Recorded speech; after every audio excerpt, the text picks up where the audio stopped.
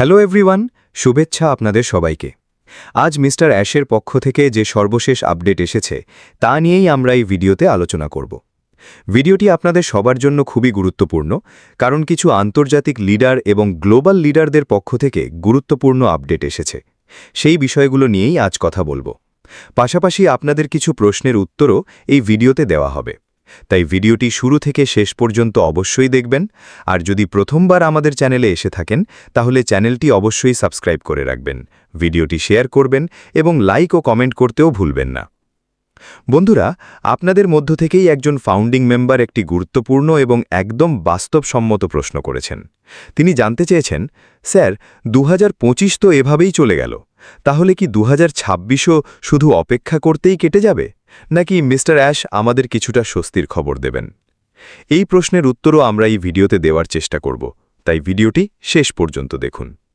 Victory with অ্যাশে mister ash যে update দিয়েছেন, mister ash লিখেছেন, "The movement, the silence and the facts now revealed. Some matters referenced in this series are subject to ongoing legal and regulatory processes. I am speaking now because this time is right. I wanted the full picture to come together. Facts verified, timeline clear.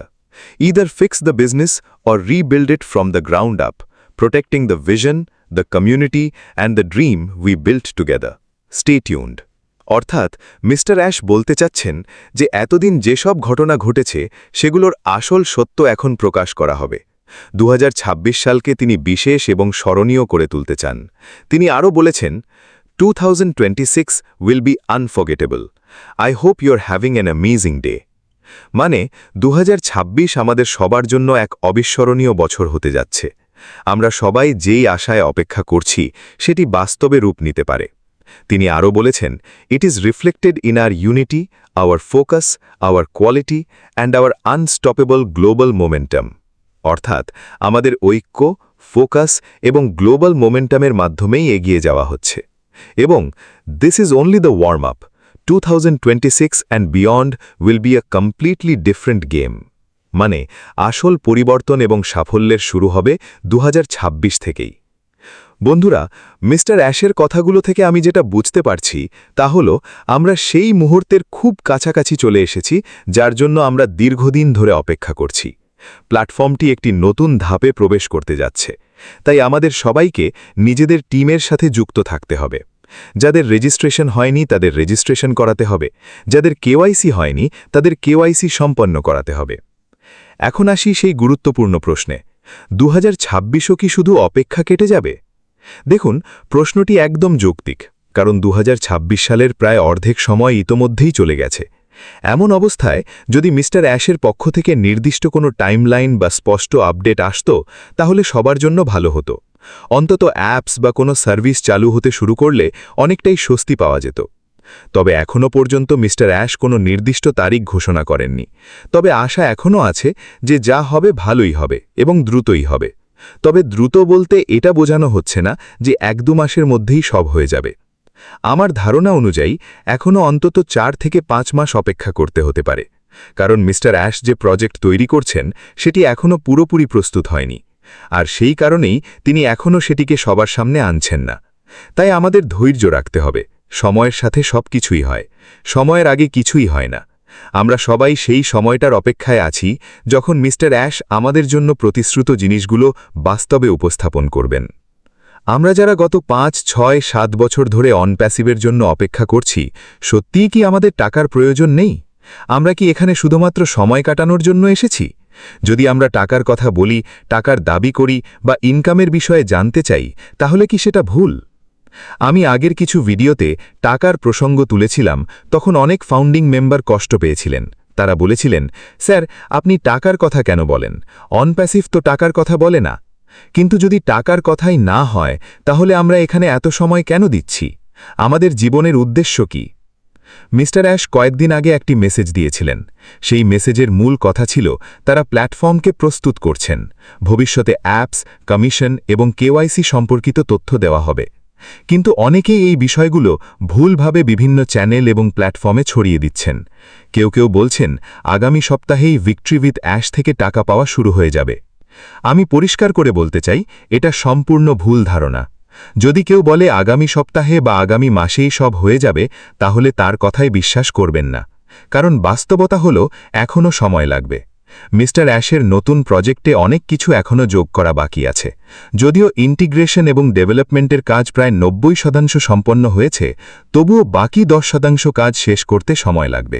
এরপর testing হবে এবং তারপর আমাদের জন্য training শুরু হবে victory with অ্যাশের মাধ্যমে। সেই ট্রেনিংয়ের পর আমরা নতুন একটি ভার্চুয়াল এবং ডিজিটাল প্ল্যাটফর্মে কাজ করব, যেখানে সময় দেওয়ার মাধ্যমে ইনকাম জেনারেট হবে। তবে এই পুরো প্রক্রিয়াটি সম্পন্ন হতে আরও কয়েক মাস লাগতে পারে। তাই যারা শুধুমাত্র ভিক্টরি উইথ অ্যাশ বা অন প্যাসিভের উপর নির্ভর করে বসে আছেন, তারা ভুল করছেন। আপনাদের অবশ্যই অন্য কোনো কাজ, ব্যবসা বা ইনকামের উৎস রাখা উচিত, কারণ এখানে 1-2 মাসের মধ্যে কিছু হয়ে যাবে এমন আশা করা ঠিক নয়। আমি শুধু হাইপ তৈরি করতে চাই না, আমার উদ্দেশ্য হল আপনাদের সঠিক এবং বাস্তব তথ্য দেওয়া। তাই ধৈর্য ধরুন, সময় লাগবে, কিন্তু কাজ এগিয়ে চলেছে। মিস্টার অ্যাশ অ্যাপস এবং ইনকামের প্রস্তুতি নিচ্ছেন, তবে সবকিছু ধীরে ধীরে এবং সঠিক সময় হবে। ভিডিওতে আবারও সেই প্রশ্নটি রেখে যাচ্ছি, আমরা কি অন প্যাসিভ এবং ভিক্টরি উইথ অ্যাশে টাকার জন্য আসিনি? আমাদের কি টাকার দাবি করা উচিত নয়?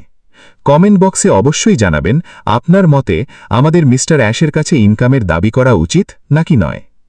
কারণ সত্যি বলতে আজকের পৃথিবীতে মানুষ সাফল্যকে উদযাপন করতে ভালোবাসে, কিন্তু সংগ্রামকে বুঝতে চায় না।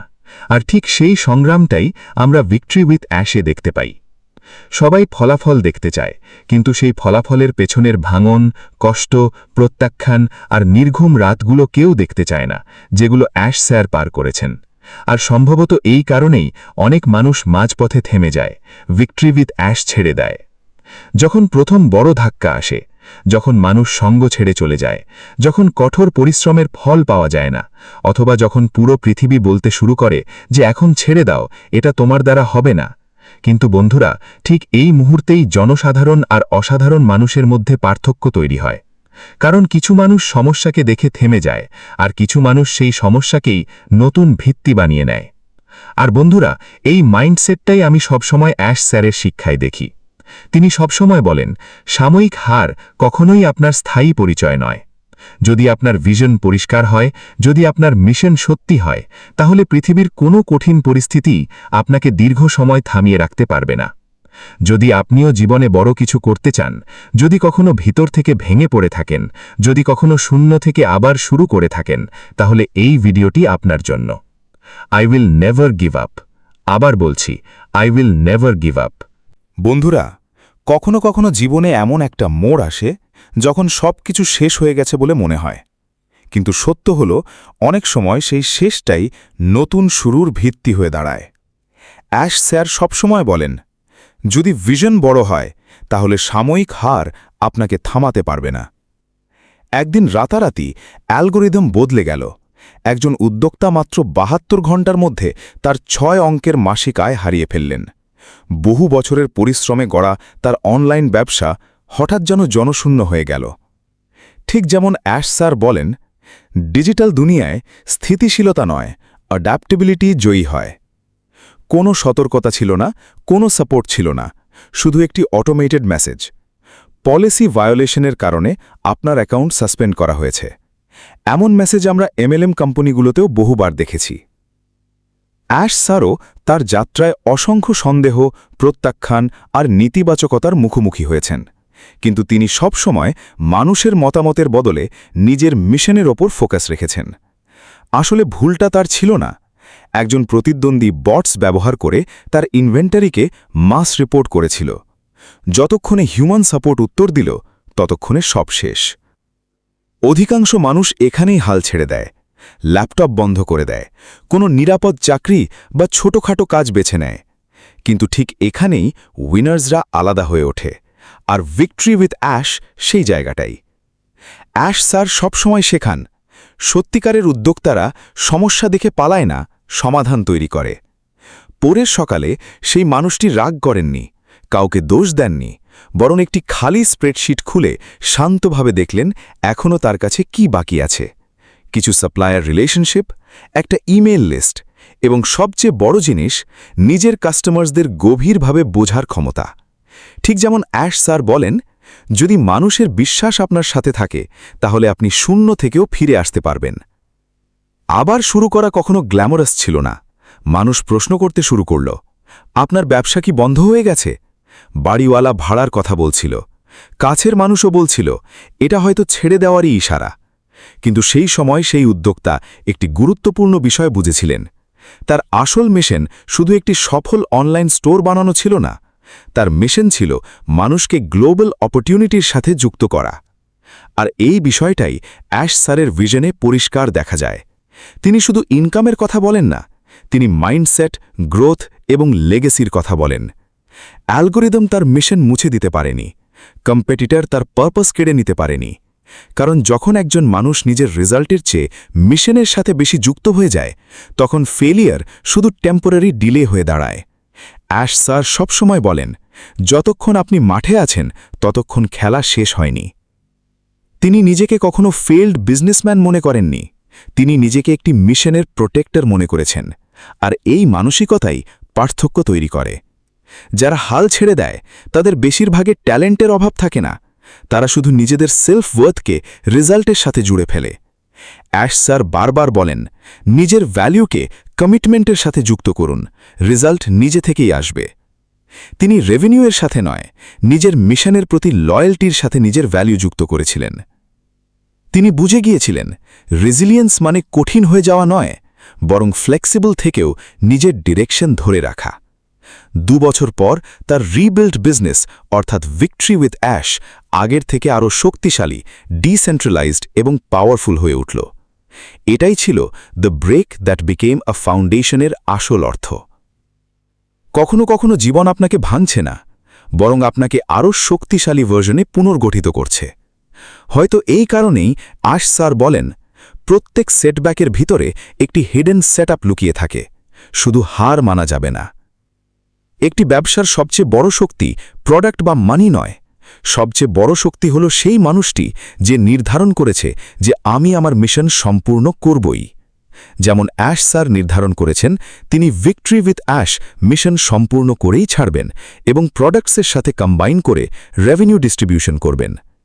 যদি আপনিও জীবনের কোনো কঠিন সময় পার করছেন, তাহলে মনে রাখবেন, এটি হয়তো শেষ নয়, হয়তো এটাই আপনার নতুন ফাউন্ডেশনের শুরু।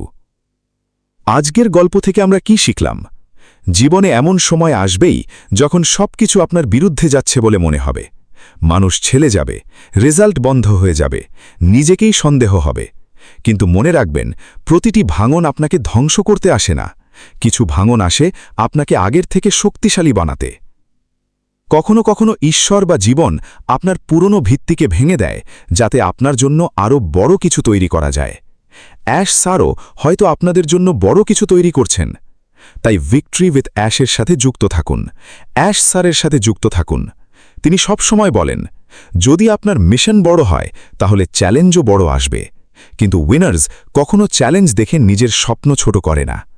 মনে রাখবেন, সাকসেস কখনো স্ট্রেট লাইনে আসে না, অনেকবার পড়তে হয়, আবার উঠতে হয়, থামতে হয়, রিসেট হতে হয়। অ্যাশ স্যারের bottom line, rise, reset and focus. আমি ঠিক সেটার কথাই বলছি। যদি আজ আপনার জীবনে কোনো কঠিন সময় চলে থাকে, তাহলে দয়া করে হাল মানবেন না, কারণ হয়তো আপনার গল্প এখনও শেষ হয়নি, হয়তো আপনার সবচেয়ে শক্তিশালী অধ্যায় এখনও বাকি। নিজের ওপর বিশ্বাস রাখুন, নিজের মিশনের ওপর বিশ্বাস রাখুন, প্রতিদিন একটু একটু করে সামনে আগিয়ে যান, কারণ একদিন যারা আজ আপনাকে ডাউট করছে, তারাই কাল আপনার গল্প থেকে মোটিভেশন নেবে। যদি আজকের ভিডিও আপনার হৃদয়কে সামান্যও ছুঁয়ে থাকে, তাহলে ভিডিওটি বেশি বেশি শেয়ার করুন, লাইক করুন, যাতে যারা হাল ছেড়ে বসে আছে তারা আবার নতুন আশা খুঁজে পায়। কারণ এখানে আমরা শুধু টাকার কথা বলি না, আমরা মাইন্ডসেট, গ্রোথ, মিশন এবং রিয়েল ট্রান্সফরমেশনের কথা বলি। আজকের ভিডিওতে এতটুকুই, দেখা হবে পরবর্তী ভিডিওতে। ততক্ষণ পর্যন্ত সবাই নিজের খেয়াল রাখবেন। ধন্যবাদ।